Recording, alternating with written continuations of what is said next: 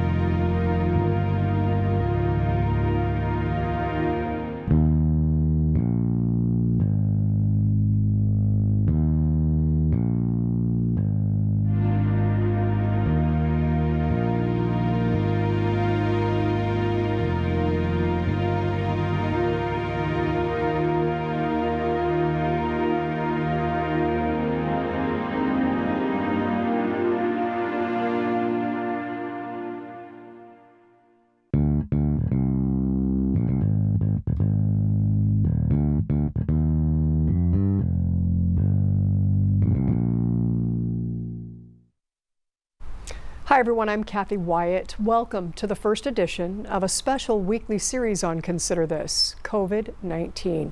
We begin today with social distancing and older adults.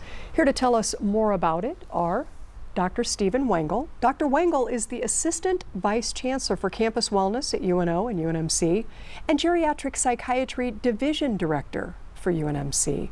Next to him is Annie Dyer. Annie is the Executive Director for Richmont Terrace Assisted Living and Memory Care. Thank you both for being here and welcome. Thanks for having us. You bet. Dr. Wengel, I want to start with you. Talk about those most vulnerable populations when it comes to COVID-19. You know, when I think about those vulnerable populations, I think about people that maybe are already starting out isolated.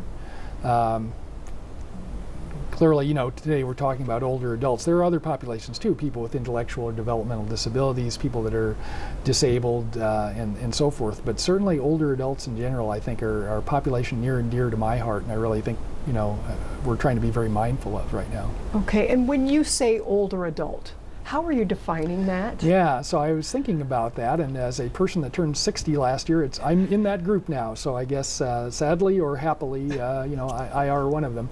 So I think a lot of, you know, it's sort of an arbitrary sociological thing, 65, 60. But if you look at 60-year-olds in Nebraska, you know, I think we have something like 342,000 at the last census 10 years ago.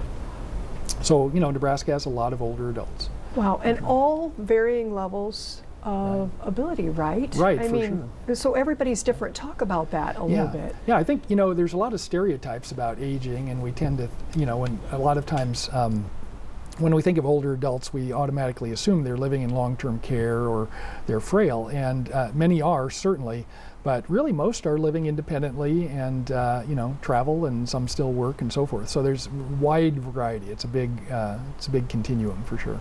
Okay, and regardless of age, where they're living, there are things that we all work to do to enhance the quality of life for these people. We want to put up a graphic for our viewers, and Dr. Wengel, I'd like you to walk us through what it is that we're seeing there in terms of ways that we can enhance the quality of life. Yes, good. So, you know, the research shows that these things are the ones that really stand out. We've known for many, many years that calorie restriction, they've done animal studies with mice and rats in the laboratory, and they find if you restrict their calorie consumption by about 25% less than what they normally would eat, they extend their longevity dramatically. That seems to probably apply to humans as well. Physical exercise, everybody knows, of course, physical exercise is good, but it is good in so many ways that we are only now starting to really understand. It's good for brain health, preserves mental acuity, as well as it's good for your heart and the rest of your body, helps prevent falls and so forth. Cognitive stimulation. Well, the brain, some people refer to the brain as sort of like a muscle, you know, use it or lose it. And it's not a muscle, of course, but it is, but the same principle does apply, that the more we exercise our brain, whether that's learning a new language, learning a musical instrument, writing poetry, whatever, as we age, the healthier it is for our brain. Social support, clearly, huge thing. This reminds me of a study that was done many years ago in around the Salt Lake City, Utah area, where they looked at older adults that did not have any form of dementia, and they followed them for about 5 years. And they found that the people that were most likely to stay cognitively healthy and not develop, say, Alzheimer's disease, other forms of dementia, were people that were active physically, socially, and cognitively. So they kept their brains active, kept their bodies active, but they very importantly kept themselves socially active. As a quick aside, they looked at a variety of different activities, and they found the single best activity that combined all of them was dancing, and like square dancing, because it's a physical, social, and kind of cognitive exercise. May not be practical for some people, but always kind of like that. And then optimization of stress. In my role as kind of the wellness person for UNMC and UNO, I do a lot of talks on mindfulness and meditation. There's actually some really, really interesting research. In fact, I just saw an article today that once again shows that people that meditate or do yoga seem to preserve brain function better than people that don't. So lots of really interesting stuff on this. Wow, and so enter COVID-19 and those words like quarantine, isolation. What happens to that graphic? Yes, great question, right? Because you think about the things that happen. So let's first look at maybe older adults living in the community, still living independently. Many of them have gym memberships, and that's a place to not only get a physical workout, but also, of course, a social connection. You can't go to your gym right now. You can't go physically to your place of worship anymore, and so forth. The sort of natural rhythms that we have socially, we can't do. So we've had to find workarounds. Even more so, though, if you live in congregate living situations, assisted living and skilled nursing. Okay, and we're going to get into that now here with Annie. Welcome again. Thank you. Let's start by telling us a little bit about Richmont Senior Living. Richmont Senior Living is underneath the auspices. Our parent company is MJ Senior Housing. MJ Senior Housing has communities such as ours, similarly in Ashland, Fremont, Hastings, and also Lincoln.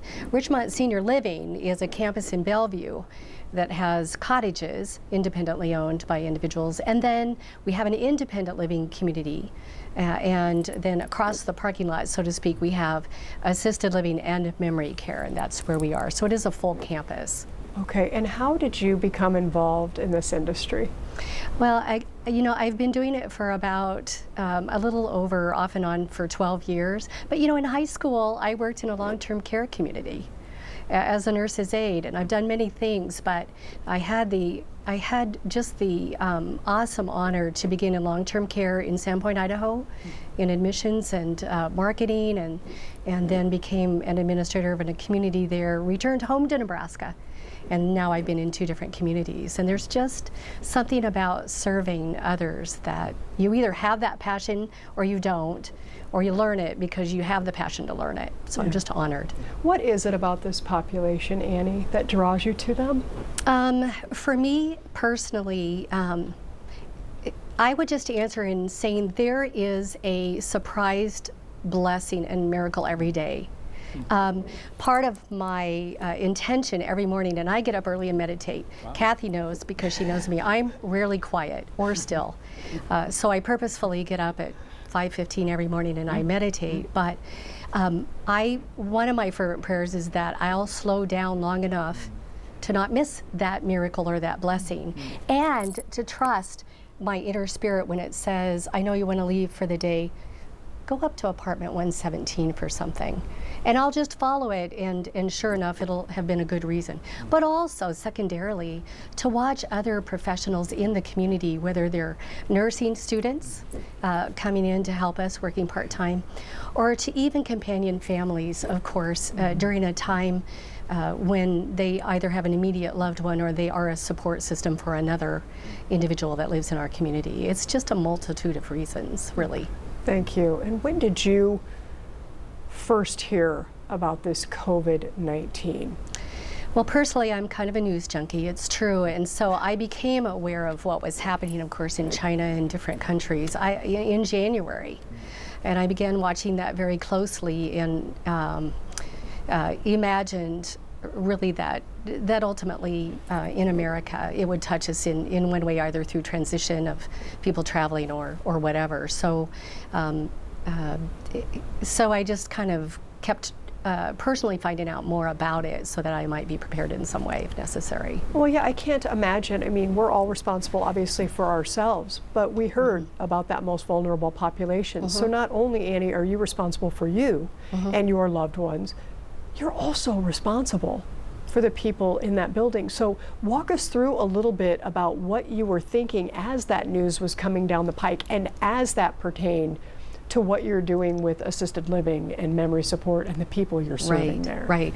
Well, in as much as I want to speak sort of on behalf of all assisted living in communities, assisted living and memory care communities, MJ Senior Housing began to really early. We didn't wait even for the State Department of Health and Human Services or the Department of Well-being. We started mid-February, and we assembled committees in each community that we have, and we started a weekly Skype thing, if you will, so that we could start process. We started early, probably mid-February, in sanitation and cleanliness and different type of processes, 3 times a day, all 3 shifts. And we decided to get ahead of it, so to speak, not knowing if or when it would come to us. And then it was when we found out, actually, there was the large sporting event, of course, in Fremont, Nebraska on February 29th. And we found out that one of our team members had attended that event all day, and so could have, among 1,200 to 1,500 individuals there that day, have been exposed. And so we locked down our community early. For an entire week, because that would have been our second week of 14 days, and notified family members. I mean, we just hit it running, so to speak. Yeah. But what helped us to do that really were those processes that we had begun early. Yeah, I wanted to ask you, because staff plays such an important role in this. Did you find that you had buy-in? And maybe you did, because it sounds like you were prepared and they were willing to follow because you had a plan. But did you find, for the most part, your staff was buying into this thought that maybe it could get worse? Or how did that? I think originally when we started our processes of doorknobs and handrails and just a bunch of stuff, I think at first, honestly, it was sort of, there was some hesitation in that, although we did it because it was the right thing to do. And then when it did come to us and we decided to lock down, we were asymptomatic. Our team member remained so while staying at home with the family. I think what helped us was good communication. Not always the best, and you know me, good, better, best, but we communicated just the best we could early on so that individuals understood what the expectation was of them and what they could expect from us. And all members got involved. Managers, managers and housekeepers and dietary aides were all together, delivering meals, taking out trash, doing the laundry for our residents who can't now sometimes do their own laundry. It's those little things that will stand in and provide for them so that they can have some sense of normalcy. And yet, even the most effective communication in a situation like this may not be enough when you think about the residents, especially those with cognitive impairment and families who have a tendency, when you're talking about their loved one and not being able to see them, to shut down. So how did you go about communicating with the residents and the families? Well, two different things, of course, the difference between assisted living and memory care. So when we first began, it happened actually on a Saturday evening at 6:00 p.m. I'd been in the community all day and was 15 minutes from home and got the phone call and back I went. And we immediately, to those families, residents in assisted living, we went room to room. Here's what we're looking at, here's what we're gonna do for a week, and here's the reason. And we wanted you to be the first to know. Then, of course, we got on the phone that night till 10:30 at night. We had a team and we had the list, and we started calling the first emergency contact for each of our residents. When it comes to memory care, certainly we contacted family members. And while we have a certain social distancing or protocol that we might have in place for assisted living, it's not realistic in memory care. And we have to meet those residents where they are. And that's when, as team members, we do extra things with ourselves and for them that, in our best ability to do so, keeps them engaged and active and stimulated and safe at the same time by just doing extra things ourselves. So how has all of this played out for your respective communities in terms of going from your normal everyday, although is there a normal everyday routine, to not really knowing minute to minute what's going to happen? How has that gone for you? I guess I would just say communication. We are communicating with family members at least once or twice a week. The first week, when we had lockdown, we went around and took a selfie of every darn resident. And we emailed it and said, here's mom, here's dad. We do FaceTime, those sort of things. And we're learning from our residents, family members or support systems. They'll ask, can we do this or that? As far as helping them to communicate, we can do it through a window, so to speak, or a doorway, and we can put phones together and things like that. We can go in the center courtyard, but we're really staving off going outside out front because we can't sort of control who might walk by or break that rule or want to get closer than we'd feel comfortable in doing so. So it comes down to communication and then adjusting as we go along, really.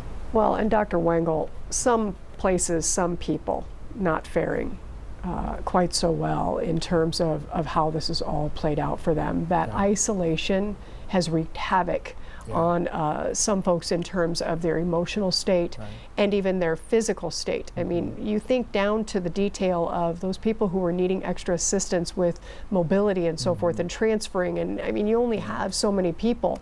So talk about, maybe we address one, maybe you'd be more comfortable addressing both together, but just how isolation can and does play into the emotional and physical well-being of an individual. Right. So, you know, first of all, we were looking into the literature on this. There's not a lot of research on older adults and how they've responded to this situation. This is kind of a unique thing, at least here.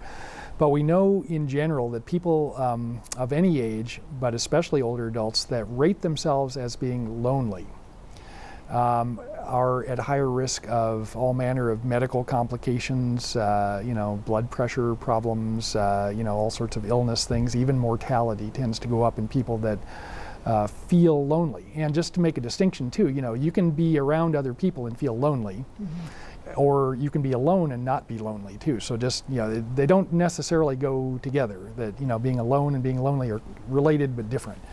Having said that, people that are used to being socially pretty engaged and active that now have new restrictions, where in some facilities they can't have congregate meals again, can't play bingo together in the same room. Facilities come up with workarounds like hallway bingo and things like that. And Annie, again, magnificent job, I would just say, with being thoughtful of those residents and their psyches, not just their bodies.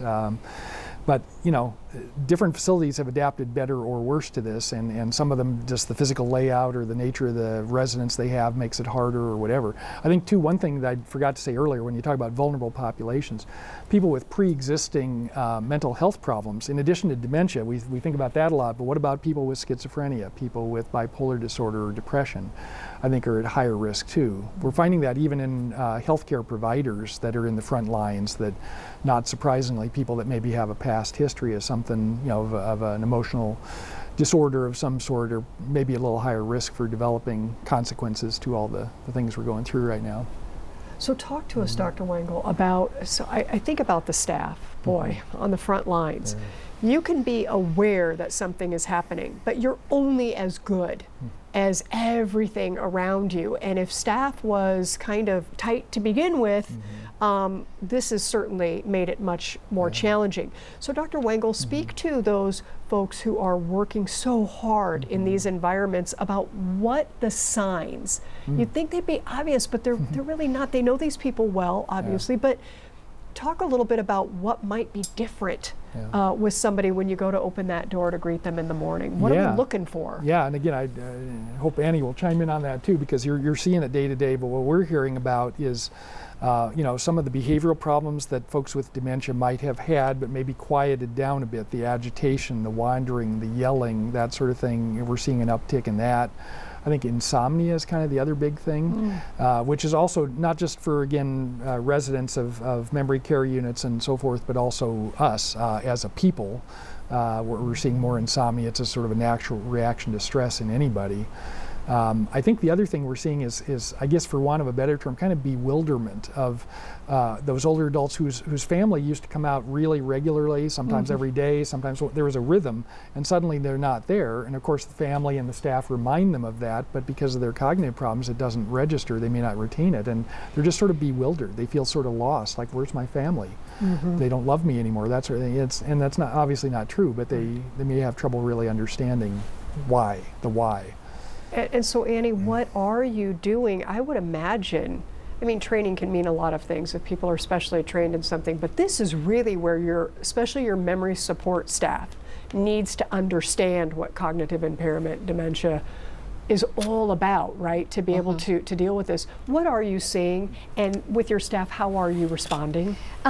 I would agree with Dr. Wengel. To get out of a routine, that can cause challenges on many levels. So in memory care, we stay as close to that routine as we can.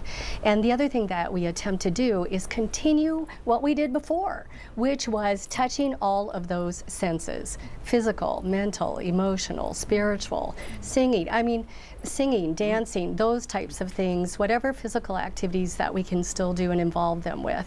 And then the staff, I think, are aware to the sense that they'll uplift one another and help another in a different sense of teamwork. I think we've always had good teamwork, but now we know we need it. And for those individuals that just need to take 5 and they'll check with someone else perhaps in order to step out or to come up and say, how you doing, to a staff member. We are aware that our energy is contagious. So what do we bring in the room? And when it comes to assisted living, oftentimes I'll deliver a breakfast. Well, I don't want to say often. Occasionally I'll deliver a breakfast, and the first utterance I get is a grumble and a frustration, because, you know, breakfast in my apartment's not what I'm used to. I believe as long as it's respectful, people have a right to emote, and that's part of wellness too. If I can get it out, I'm not going to sit and get depressed. And so oftentimes I might see something when I deliver breakfast totally different than what I get at lunch. But people have a right to be heard, and I think we're just aware of that and attempting to sort of affirm that moment. Yeah. You know, it's not what they would want. And within the walls, let's talk outside the walls now, and those families who are watching. It's heartbreaking to hear that you're not going to be able to see your loved one, especially after hearing all the things that we're talking about today. But there are ways that people can bridge this social distancing gap. Dr. Wiggle, I want to start with you. GrandPad technology. There's something called the GrandPad. Tell us about that. So that was something a colleague of mine sent on to me this week. So it looks sort of like an iPad. It's a tablet for older adults that are not used to using tablets or smartphones or computers. And it comes preloaded with 4 very simple programs, so it's apparently extremely easy to use. It's even easy to charge. You just set it on the charging thing. You don't have to plug anything in. So if you have, you know, hand mobility issues or whatever, it makes it easy. So it just makes it very, very easy to stay connected. Now, Annie, I'm looking at that. Is it realistic? Because the staff really is taking on more now. I mean, goodness, they're doing laundry that the family used to do. They're doing. How realistic is it? I'm a family member and I'm watching and I'm thinking, that's pretty cool. I think mom or dad or grandma or grandpa could use that. Is your staff equipped to sit down with a resident and actually walk them through that right now? I think it's realistic. I do. It maybe have to be coordinated at a certain time, but by golly, we have our concierge director or our activity director or our marketing director. We're all helping to coordinate the time of it. And we get a call sometimes that says, I can't get a hold of mom, will you make sure that her cell phone's on the charger? Absolutely, will run up. And so whatever we can do in those moments. Is it easy? It depends how you look at it. It's doable, and we can make it happen, so we will make it happen. Okay. And that's what we're doing. And what else can families be doing outside the box? Not everybody's technically, you know, whatever, proficient. So what else could we be doing that is not technology related necessarily to stay close? to our loved ones? Well, we do have some family members who live close to the community, and so they'll come and they'll be outside the window, and we'll make sure their loved one's available at that time to speak with them. They're doing that. We've had family members who want to do something, right? They're used to being there because we're missing them too. So they'll bake banana bread, or we've had family members and individuals from out of town sew the cloth masks for us, because some of that PPE is difficult to order and get. And so family members are finding a way to stay connected. Sometimes it's with their resident, and sometimes it's with us to show gratitude. And that support and gratitude is helping us to stay strong and committed. Thank you. Okay, Dr. Wengel, when this is all said and done, let's hope that's sooner rather than later, what would you say to the older adults and those people who care for them to help get back on track, to get into the old norm, right? I mean, we're living the new norm right now. What steps can we take to try to get back to where we were before this all started? Yeah, I think that's a really good question. I'm not sure I'm clever enough to have a great answer for it, but I think asking the question is actually kind of the key, because this will not last forever. Right now it may seem that way, but it won't. I mean, I'm going to sugarcoat it. It's, there's surge coming and all that potentially, but it's not going to last forever. And we will get back to our old rhythms. I think, I guess what I would say is, most people adapt better to gradual change than abrupt change. So maybe sort of gradually reassuming the old rhythms that we used to do, whatever that means, phasing them in over a week or two or whatever, I guess. But I think that's, again, I think I applaud you for asking the question, I guess. Well, thank you. And Annie, we have about a minute. Final thoughts from where you're sitting? I just think for all of us, it's about staying in the day. And being in gratitude every morning. And I know that sounds simplistic, but our seniors are telling us that they're re-choosing what normal looks like, and they're re-evaluating what their own priorities are. And so one day at a time, do the best you can. And then tomorrow's another day. Thank you so much. We have some websites that we want to put up for our viewers in case they want to learn more about this particular topic. Of course, cdc.gov, dhhs.ne.gov, and unmc.edu. Thank you for everything UNMC is doing in the midst of all of this. Thanks for sharing your time, your expertise, and your stories. Best wishes to both of you moving forward. Thank you. All right. And thanks to all of you for watching. We will see you next week.